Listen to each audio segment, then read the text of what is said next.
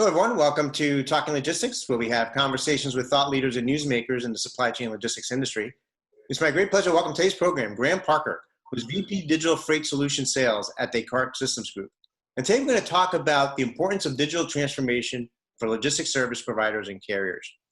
Now, if there's a silver lining to the COVID-19 pandemic, it's that the pandemic has raised the awareness among the general public about the role and importance of supply chain management.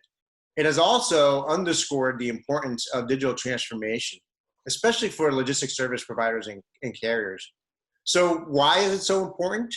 What have been some of the barriers and how do you overcome those barriers? And what is the business case ultimately for digital transformation? Well, those are some of the key questions we're going to address in today's episode. It's great to have Graham with us on the program to share his insights and advice on this topic. So Graham, welcome to the program. Thank you, Adrian. Thanks for having me. Look forward to it and fan of the program.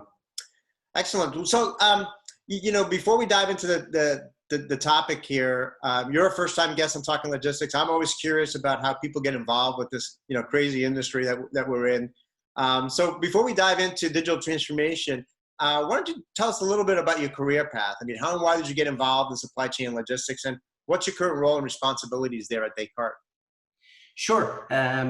So I guess, going back to my college days, I did business, and I was just, super interested in global trade and world trade. And I was fascinated by, how the world was, getting smaller, even in the late 90s, and looking at how China was starting to open up. And I actually dropped out of college and took a job in a logistics company. My parents were super stressed and unhappy. And then when I was maybe 19, and 3 years later, at 22, I started my own freight business. It was 2002 or so. Container shipping was really taking off on the Asia-Europe trade. Being based in Europe, I was able to take advantage of that. So I grew the business. In the first year, I did $1 million in sales, and then doubled it every year up to about 15 million over half a decade. And kind of traveled the world and got to meet some super interesting logistics folks from the US and from Asia and from all over the world. And that was a super interesting experience. Around 2013, I exited the business and I started doing some consulting. And, I saw firsthand how technology was changing the lives of customers, of shippers. They were implementing lots of great SaaS platforms like Salesforce, and they would tell me how, they were getting a rapid return on investment, and I was still showing up with Excel sheets and things. So I got super interested in technology. And I had this friend called Charles Lee, an incredible technologist. He was part of the team in Cambridge that remapped the human genome, so about 100 times smarter than me. And we thought this kind of meeting of freight and technology, we could form a business and make a difference. And we founded Containers in 2014 in the UK. And we went on a journey of understanding what was needed in the industry, and we felt that customer experience was something that was going to get much bigger, and software, a lot more software was going to be built. So that's where we concentrated, and we concentrated on some of the big companies. So in 2017, we signed Maersk and built a platform for them called Ship.Maersk Line, which was very successful. We learned a ton, and then we went on to sign, lots of other big shipping companies and freight forwarders, NVOs, all over the world, from Siva to Toll to Zim, lots of big names. And then at the start of the year, we had a good relationship with the folks in Descartes. We thought they were a standout company in the group of well-established freight technology players. They had a great story and some super people on their team. So we thought coming together made sense, and we became part of Descartes in June through that acquisition. And it's been, a very interesting period of time. First of all, selling a business in the middle of a pandemic, Always interesting. I must have run out of ink in my home office 10 times. And, when you have the standard stuff of signing in a lawyer's office, but you can't go to a lawyer's office anymore. But it was great to get the deal done. Descartes were wonderful, and now to be part of a bigger organisation and to learn has been really fascinating, and it's really positively helped our business in terms of giving the scale and comfort to some of our really big global customers. So it's been an interesting journey over the last 20 years or so. Wow. Well, I'm sure your parents, after their initial disappointment, let's say, or frustration, or now looking back on it, it seems like you made the right decision after all, and certainly, kind of falling in love with global trade and logistics at such an early age, and really, going down the entrepreneurial path, pursue it, I think is a unique story, because, most people, they go straight into software, let's say, or coding or some B2C type of, endeavor versus, the B2B realm. But great journey. I mean, you talked about customer experience there, which is something I want to talk about too, because I think it is, it's one of those things that, whether it's logistics service providers, manufacturers, retailers, that is becoming the, competitive differentiator for a lot of companies today, is to compete on customer experience. And really that leads me to the next question, because really digital transformation is part of that, right? And, it's been a hot topic, for manufacturers and retailers, over the past few years, but obviously this has a role to play as well for logistics service providers and carriers. Why is it important for them, for that segment of the market?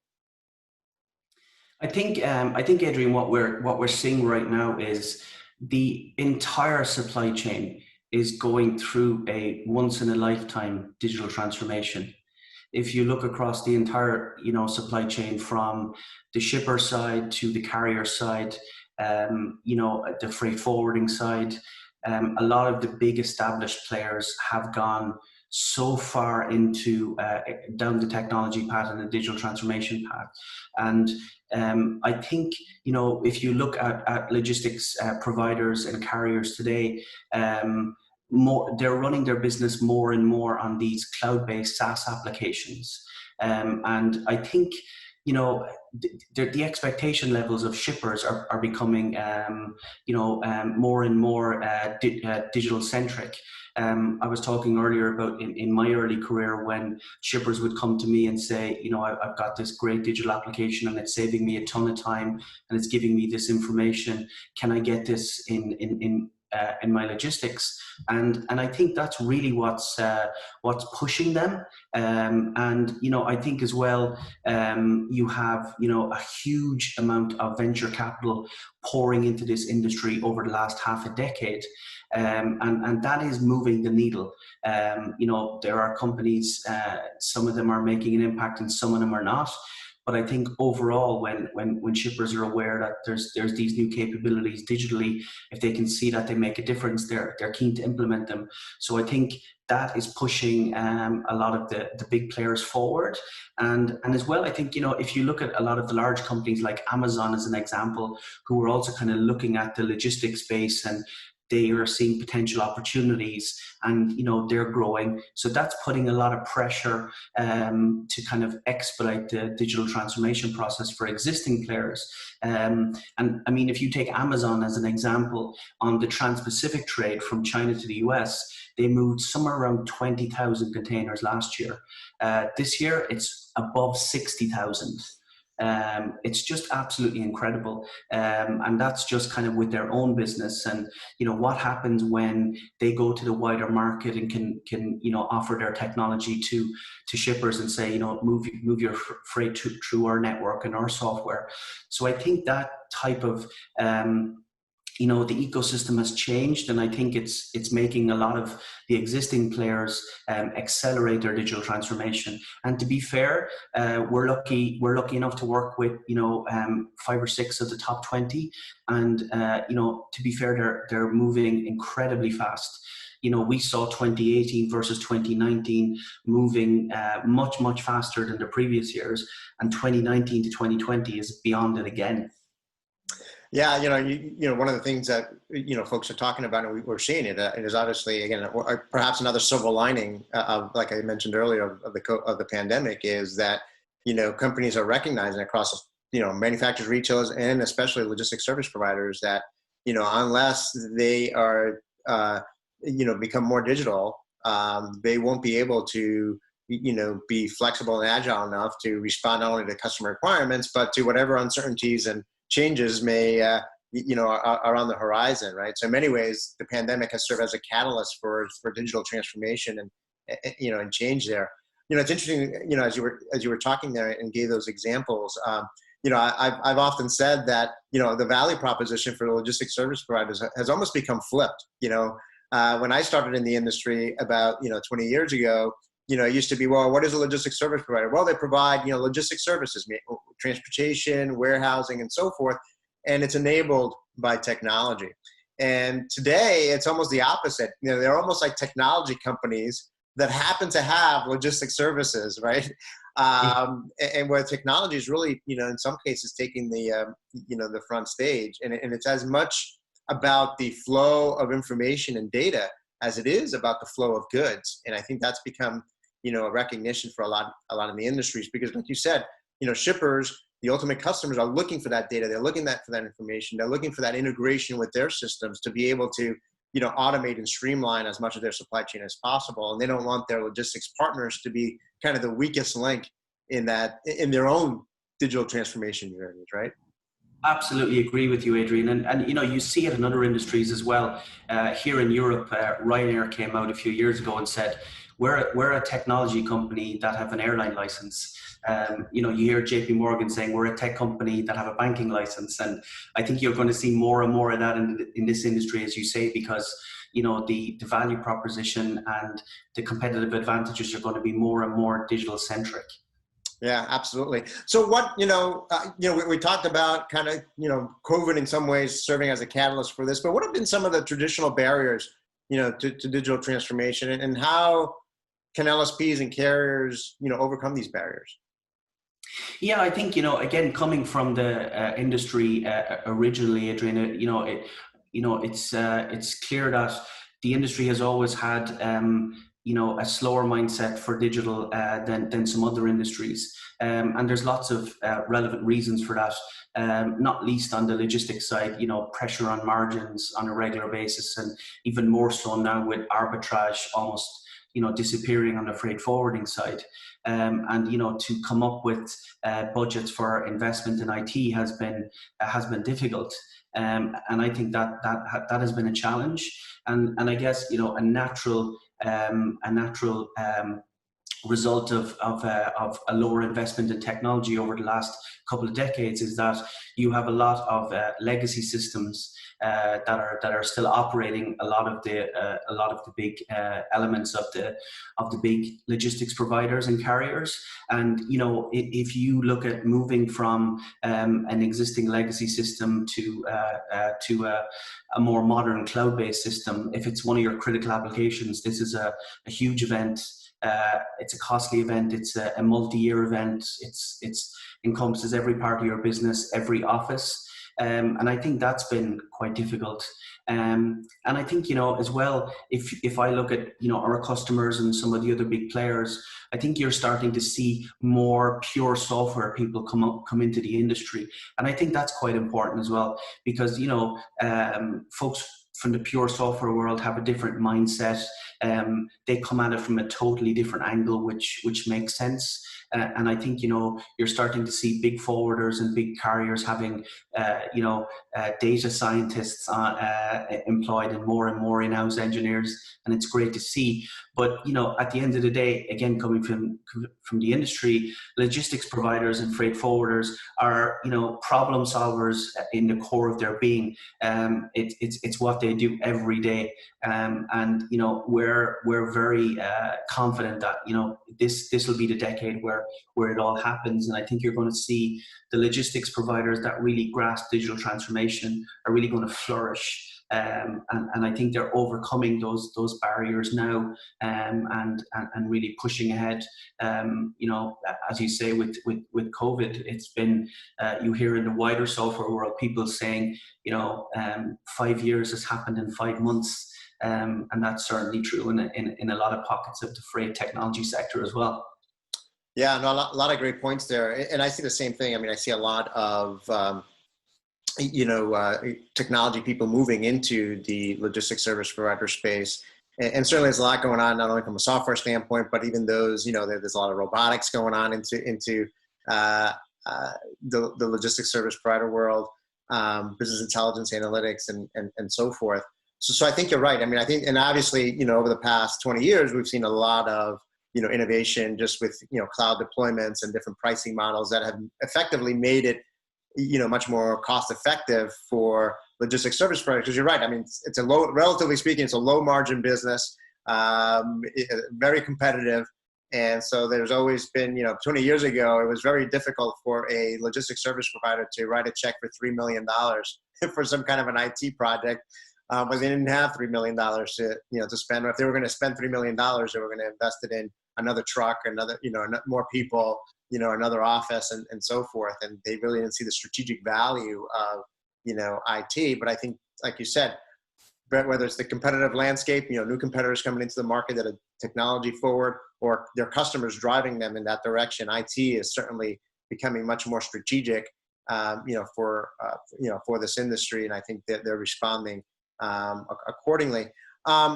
So ultimately, at the end of the day, I mean, obviously you need to have the buy-in from the CEO, the CFO, the leaders of any organization to invest in any kind of technology. I mean, how do you quantify the business value of digital transformation for a logistics service provider? I mean, what's ultimately the business case for them? Yeah, I think, we concentrate on, again, like you said, even right now where companies are investing in technology more than they did, trying to understand, where do I invest first? Where do I buy? Where do I get the return on investment? And there's so many products out there today for logistics service providers.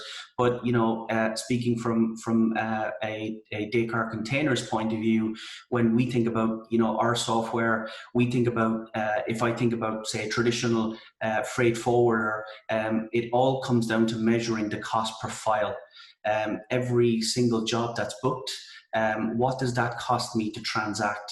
From the time a customer picks up the phone or sends an email and asks for a price, to transacting the shipment, to managing the shipment, to getting it released and delivered. And you could have 5 or 10 kind of human touch points there, if you will, phone calls, emails, and they're really expensive.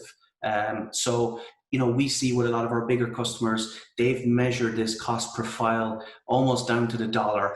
And if you say, for example, it costs a freight forwarder $75 to operate a shipment today, then, if you look at technology, again, from our point of view, you would say, okay, so if we can automate a lot of the elements of this, if the customer can just get access to rates on any internet-enabled device, book online, manage their shipments digitally, how many touch points can we take out? I think it's unreasonable to try and go to zero, but if we can bring those touch points down 50% very quickly, then it's very easy to measure that and say, okay, we can now measure the amount of touch points that are that you started with before the project and now. So let's say, for example, it costs $75 to transact a file, and we've brought the touch points down from an average of 10 to 5. Then it cuts down maybe 33 to 50% of the operating cost per file. So we can demonstrate in real world savings, how much that saves, and that's important to try and quantify that, because again, there's a lot of newer products where you've got to buy in for the longer term, machine learning products. I think the industry is still a little bit early for, but at the same time, when you have these platforms up and running and you can prove that that value and that cost saving, then it just opens up a brand new world for logistics service providers. Like once you have that digital platform, it's like when I was going to say the old days, but pre-COVID, when you go online to book a hotel and someone says, hey, would you like this rental car? And it might even say, hi, Adrian, would you like this rental car because you're going to Florida, and it's a convertible because it understands the context of what you do. And in the same way, you could have a freight forwarder that goes digital, that is now selling a freight shipment, and it offers the customer, would you like tick this box for trade finance? Would you like landside services? Would you like marine insurance? You tick a box and it's added to the total. So I think these are where we spend a lot of time talking to our customers to say, once you go digital on the customer facing side, it opens up a brand new world of revenue streams. And that's where the kind of value starts and can really grow to very quickly. I love that, because what you just described there is, it's not only a cost reduction value proposition. I think, the example you gave is very grounded, something that I think any senior executive at a logistics service provider can understand, right? If they're running their business effectively, they understand what that cost is, and they can see where, if you reduce it by half the number of touch points and so forth, they can put a dollar figure, on that. But I think if it's just about cost reduction, that's really kind of taking a very limited view of the opportunities, because it's also about, new revenue opportunities or the ability to capture more market share, the ability to cross-sell different services and so forth, as you just described. So a lot of these lessons learned from the B2C world, if you will, applying it to this B2B environment, not only from a cost reduction standpoint, but from a top line revenue standpoint, and market share, and then ultimately customer satisfaction, right? And in terms of providing that enhanced customer experience where, customers are able to self-service, they're able to get answers quickly, they're able to, one-stop shop, if you will, around all the things that we talk about. Again, on the B2C side, do that in a freight, type of environment, which I think would be a holy grail for many of the shippers out there, right? Absolutely, and that's a good point, Adrian, as well. If you look at, again, a lot of the applications that shippers are using today via freight forwarders and carriers and logistics providers, there's this blurring of lines between consumer software and business software. Like when you log into some of these business SaaS applications, the ones that do really well are simple to use. People just log in and they know how to use them with very little training, because they're so simple, and help is just a click away at any time. And I think that, that's really important to try and, simplify it, because, to try stand out from a logistics service provider, customer experience is now becoming centric, and digital is a big part of that. And if you can deliver a digital experience to your customers while saving costs, then, like you say, it's a holy grail. It's a true win-win. Right. Now, I mean, you probably already touched, you already touched upon it, a little bit, but I mean, is there like a specific example or two that kind of shows the power of digital transformation in action? Yeah, I mean, we've been lucky enough to work with some very interesting kind of brands and we've seen the digital transformation evolve before our eyes. On the ocean carrier side, one example would be, if you look at ocean carriers over the last 20 years, they've been historically, the big ones will lose $2 billion one year, and then they'll make $3 billion the following year. And, the rates are kind of, constantly moving up and down. But if you kind of look at 2019, but especially 2020, they've really kind of, understood the market dynamics and understood that, as asset owners, there's a lot of control. And we've seen where carriers have become very disciplined in using platforms as the only form to make bookings. And from a customer point of view, they offer incentives like, being able to book a long way in advance, which isn't standard in the industry. And in return, there's a guarantee of space. And I think we've seen that type of discipline where, those carriers specifically would literally say, we're not taking bookings over the phone anymore. We're not taking bookings by fax anymore. And in the short term, that might affect their bookings in the weeks and months. And it takes a huge amount of discipline to be able to say, hey, we're losing short-term revenue here, but understanding that actually the customers will come. And now those carriers are now operating, their digital bookings have gone dramatically upwards, and their cost to serve has gone down. So, it's almost a kind of a textbook case study to come out in the years ahead. And, on the freight forwarding and the OCC side, again, similar, we've seen where some great stories about where where companies are saving money, but also drastically increasing the customer experience side. And, we've seen some great examples too of freight forwarders in regional areas using the technology to expand into a new region. So, you might have say a freight forwarder in Indian subcontinent who want to expand into Africa, and that might have been super expensive before to put boots on the ground, but now you can just extend your platform from 4 countries to 10 with the click of a button. So now all of a sudden you're live in a country and you can expand and get an understanding of the market before you have to heavily invest. And then, of course, these kind of additional services that we've seen a lot of success with as well, where freight forwarders are understanding that arbitrage is under huge pressure. So, how do I provide value to my customers by providing them digital services, finance, marine insurance, landside services? But there's going to be dozens of these in the years ahead, and they're going to be brand new revenue streams for these freight forwarders. And these are some, superb case studies we've seen over the past few years. Well, those are all, great examples. I think, it boils down to change management, right? So it's kind of like moving away from the way we've always done things. And I think something you said kind of triggered it for me. It's not only for the logistics service providers to change the way they've always done things, but it's also for the customers too, right? So if you're a customer that is used to communicating via fax or via phone, you've got to change the way you communicate and transact and establish your relationships with logistics service providers too. So it takes, it's all parties involved that need to be moving along this digital, transformation, journey. Absolutely, Adrian. And that behavioral change can't be underestimated. Like you say, if I'm on the shipper side and I'm doing, email bookings to carriers every day, and I've done it this way, I have to stop. I have to invest some time. So in the short term, it's going to take me hours extra to learn this new system. But over the course of a year, when I get used to that, it's going to save me time every day. It's going to add value to the way I'm doing it now. And you're right. I mean, we've seen, that kind of behavior change, being super difficult in all parts. But again, it's really starting to kind of filter through now in the past few years. Absolutely.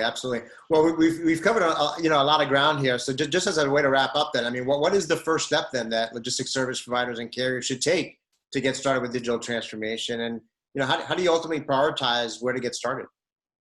Yeah, great question. I think having a kind of taking a step back and getting a full overview of the business and getting an understanding of what the business needs. Because I think if you look today versus say 5-10 years ago, there's so many new products in the market.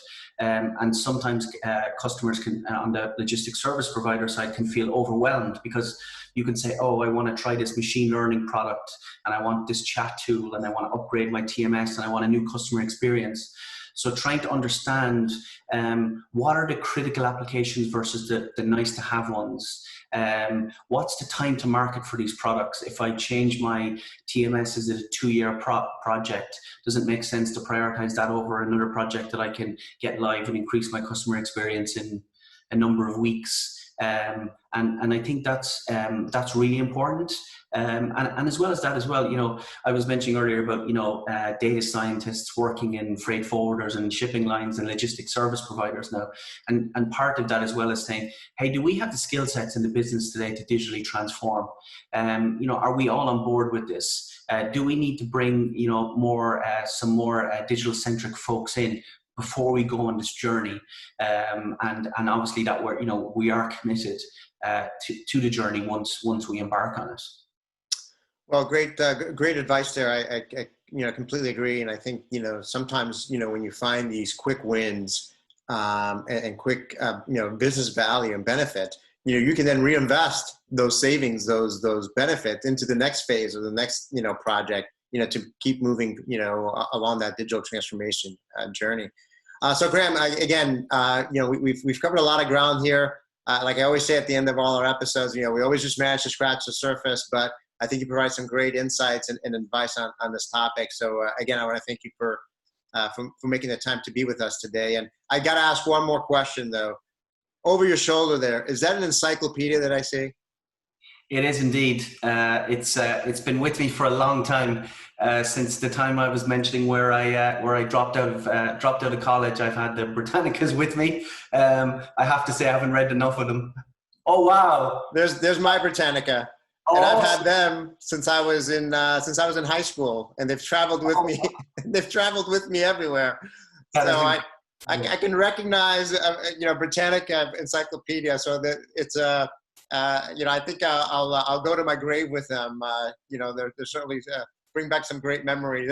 It's an analog world, analog way of learning, but it's still a great way of learning, isn't it? Absolutely. I've had some calls where people have said to me, hey, that's a really nice background, but it's not a background. Those are real.